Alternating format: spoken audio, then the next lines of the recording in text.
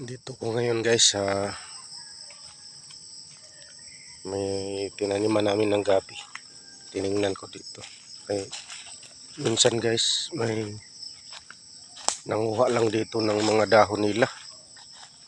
Gawing pagkain sa mga alaga nilang baboy. Tingnan ko dito kung walang mga bawas.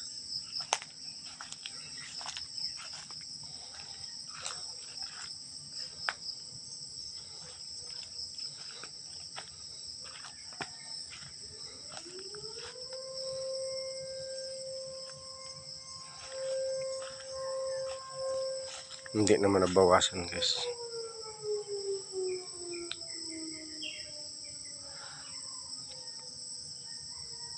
Maraming pananim dito guys. Yung mga maliliit. Yan, pananim na yan dyan guys. Nanubo na dikit-dikit na. Dito mga bagong tanim guys. Yan. Mga bagong tanim ay dito. Pagdating naman ito ng tag-init guys, liliit na naman yan sila. Nangawala yung dahon. Tapos pagdating sa tag-ulan, mago sila. Malaki. Yan guys.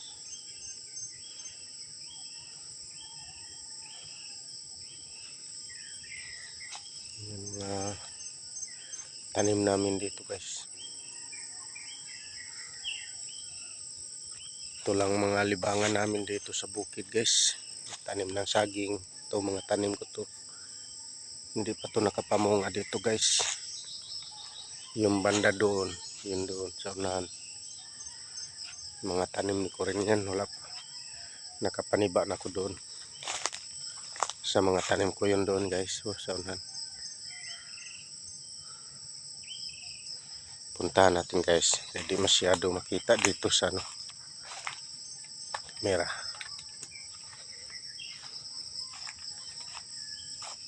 Nakapaniba na kami doon ng mga tanim namin ng mga saging.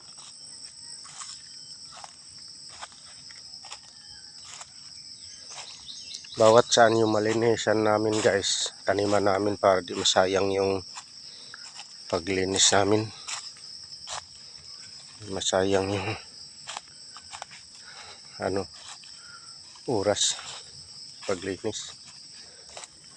Maganda yung pananiman kasi puntahan mo na lang linisan. Yan guys. Ito. Wala pang mga gulang guys. Pero nakapaniba na kami dito. Yung banda sa taas kasi una yun doon. Tapos dito. Primero pa lang tumbungan niya dito sa baba. Yan. Yan. Maganda na tingnan mga tanim namin dito guys. Hindi ko pa nalinisan kasi hindi naman gaano madamo. Dito. Hanggang doon sa baba guys. Mga tanim na yun namin doon. Yun, may mga bunga na guys. Oh. Kita yung mga bunga nila.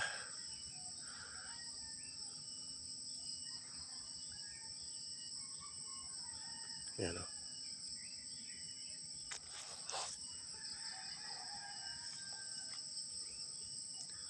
Basta magsikap ka lang sa pananim guys. Makita mo mga tanim mo. Parang lumuwag din yung mo, pakiramdam na nakita yung mga tanim mo, mga malalaki na. So, pagtanim namin guys, maliliit lang tong tinanim namin. Pero pagdating na isang taon, ganda na sila tingnan kasi marami ng mga suhi. Marami ng mga pwede na rin sila bawasan ng para itanim din. Yeah. Maganda na tayong magsikap guys. para sa nabukasan may hintay harvest, hihintayin harvestin. Madamo pa dito guys kasi hindi ko pa dito na inisan, pero andun man sa taas yung tanim. Yan, inaanuhan ng damo, inaakyat na.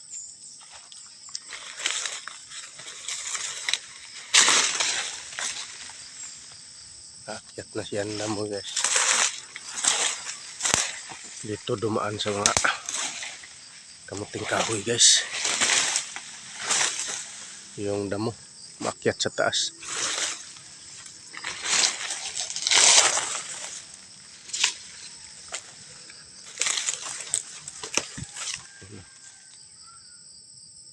Maakyat doon.